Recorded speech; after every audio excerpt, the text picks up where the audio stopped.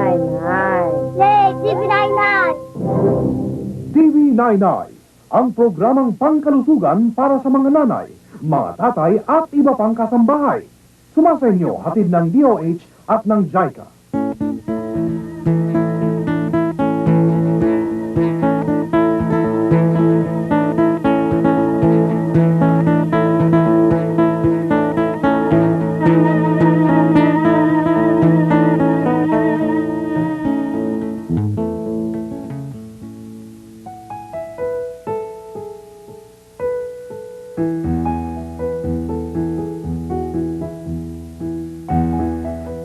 Maligayang bati. Narito po ang inyong lingkod na si Nanay Rica para sa isang namang edisyon ng TV Nainay. Aray! Pasensya na po kayo dahil maraming lamok dito sa barangay namin. Ang lalaki at masakit pa akong mga gat. Pero alam nyo, kaugnay ito ng pag-uusapan natin ngayon. Ang isang sakit na dala ng mga lamok, ang dengue.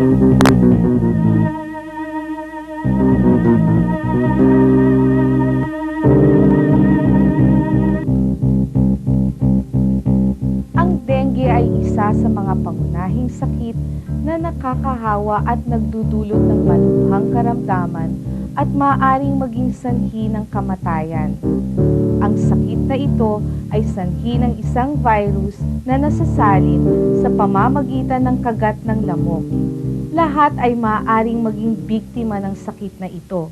Matanda, bata, lalaki man o babae. Walang pinipili ang sakit na dengue.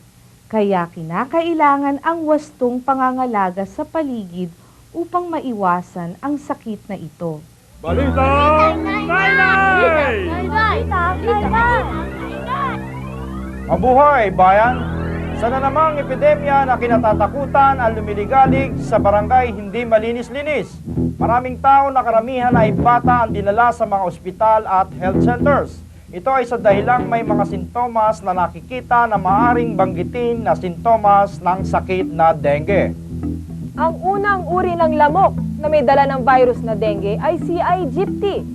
Kaiba ito sa iba pang uri ng lamok sapagkat meron itong puting marka sa batok na animoy lira. Sa loob ng bahay siya nangingitlog at namumugad. Ang pangalawang uri ng babaeng lamok na may dala ng virus na dengue ay si albopictus. At meron din itong puting marka sa batok, subalit pahaba. Makita naman siya nangingitlog at namumugad sa labas ng bahay. At ito ang ilang mahalagang impormasyon ukol sa mga lamok na tagapagdala ng dengue.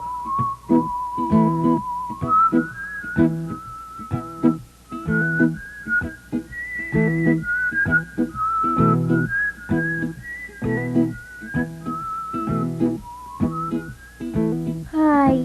Masarap talaga mabuhay sa malilinis na tubig. Talaga? Saan ka ba nakatira? Dito ako sa loob ng bahay, sa mga artificial containers. Doon ako sa may florera. Ako naman, mas gusto ko dito sa labas. Sa mga napag-iipunan ng tubig ulan. Kaluma ka talaga. Anyway, tayong magkating sa pagkakalat ng dengue virus. Alam mo ba? Oo naman, no? Tayo na. Sipsipan na! Kaya laging tandaan, para maiwasan ang magka-dengue, maging malinis sa kapaligiran. Takpan ang mga sidlan ng tubig. Itapon o kolektahin ang mga bagay sa kapaligiran na maaaring pag-ipunan ng tubig ulan. At higit sa lahat, laging mag-iingat, bayan.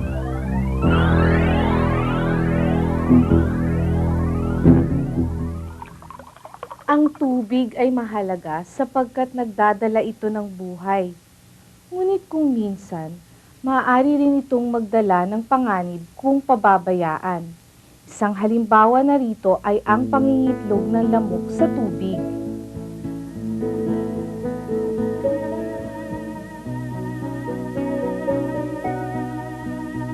Pagkatali, kaagad mangangailangan ang babaeng lamok na sumipsip ng dugo ng tao upang mabigyan ng sustansya ang kanyang binubuong mga itlog. Sa pagitan ng 2 hanggang 5 araw, maaari na niyang iluwal ang 60 hanggang 100 itlog.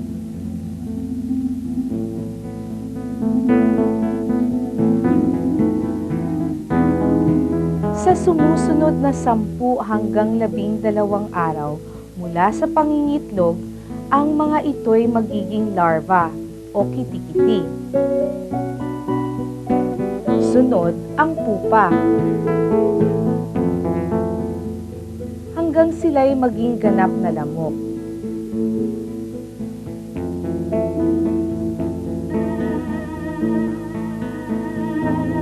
Karaniwang nangangagat ang mga babaeng lamok kapag sumikat na ang araw. At sa hapon, bago lumubog ang araw.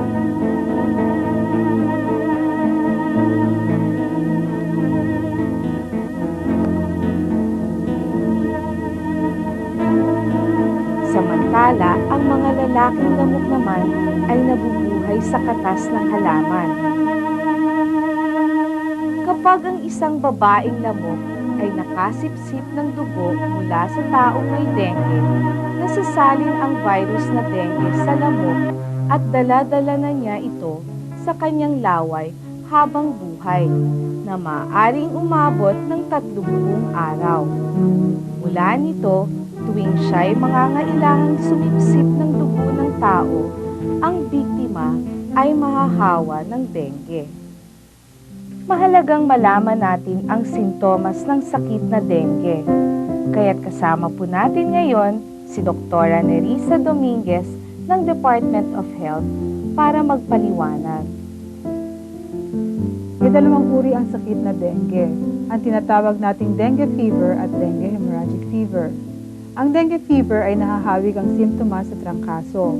Ito ay may mataas na lagnat, pananakit ng kalamnan at kasukasuan, pananakit ng ulo na matindi sa likod ng mata, paglitaw ng maliliit at mapupula na pantal sa balat, pagkawala ng ganang kumain, at pananakit ng tiyan.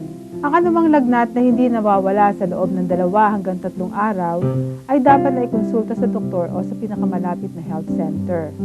Mahalagang ma-examine ang dugo ng pasyente. Ang dengue hemorrhagic fever o DHF ay may simptomas na nakakahalin tulad ng dengue fever sa mga unang araw. Ngunit habang tumatagal ay nagkakaroon na ng pagdurugo. Maaaring sa balat na tulad ng pamumula at maliliit na pantal. Pagdurugo sa ilong, gilagid, bituka, o pagsusuka o pagdumi ng dugo. Ito ay delikadong senyales dahil kung hindi maaagapan ay maaaring maging dengue shock syndrome na maaaring ikamatay ng pasyente. Ang mga senyales naman ng pasyenteng may dengue shock syndrome ay ang patuloy na pagsakit ng tiyan, panlalamig ng paa at kamay, antukin, hindi mapalagay, mahinang pulso, mabilis na paghinga, at malalang pagdurugo sa loob ng katawan. Ito ay maaaring maging sanhi ng kanyang pagkamatay sa loob ng 12 hanggang 24 na oras. Upang maiwasan ang paglala ng sakit na dengue, maaari natin bigyan muna ng gamot sa lagnat, paracetamol o acetaminophen. Huwag magbigay ng aspirin dahil maaaring maging sanhi ito ng pagdurugo. Bigyan ng maraming tubig o fruit juices.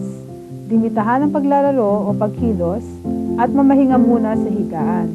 Ang anumang senyales ng pagdurugo ay dapat ikonsulta sa doktor, sa pinakamalapit na health center o sa ospital. Mabigat ang sakit na dengue, kaya't dapat itong iwasan. Ang tamang pangangalaga sa pamamahay at paligid ay dapat gawin upang hindi magsisi sa huli. Habang dumadami ang mga stagnant water, ay dumadami rin ang bilang ng lamok dahil doon sila namamahay at nangingitlog. Kailangan natin takpan ang mga imbakan ng tubig upang hindi ito pamahayan ng mga lamok. Maiiwasan po natin ito sa pamamagitan ng paglilinis ng alulod ng bahay. Itatabon natin sa lupa ang mga imbak na basura tulad ng sirang lata para hindi ito pamahayan ng mga lamok. Dapat palitan ang tubig sa florera minsan sa 1 linggo at linisin ang paligid nito. Makakatulong din ang paglalagay ng screen sa ating mga pintuan at bintana upang maiwasan ang pagpasok ng lamok. Kailangan po nating linisin ang mga gilid ng ating bahay para po makaiwas na rin sa mga sakit. Ang lamok na nagdadala ng sakit na dengue ay karaniwang nangangagat tuwing araw. At tuwing tayo nagsiesta, ugaliin nating magkulambo. Kung may nananasan po tayong mataas na lagnat at may kasamang pananakit ng ulo, kumonsul agad tayo sa mga health center sa ating barangay. Maaari po tayong tumulong sa ating barangay sa mga campaign sa pagpapanatili ng kalinisan sa ating komunidad.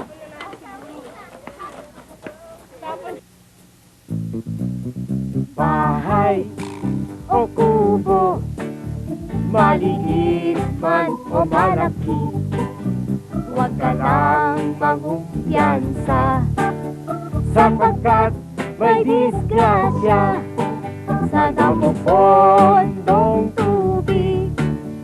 Lamok ay nawiwili at ang pinaka-deadly, mga lamok na may dengue. Bata o matanda, payat man o mataba, ang sakit na dengue ay walang pinipili. Upang makaiwas, linis lang ang katumbas, inimbak na tubig, dapat laging may takip, mga alulod at kanal, huwag hayaang may bara at sinuping yurit, mga gomat lata, mga denggeng lamok, sa araw ay gumagalaw, at kahit siesta, magkulambo na ikaw.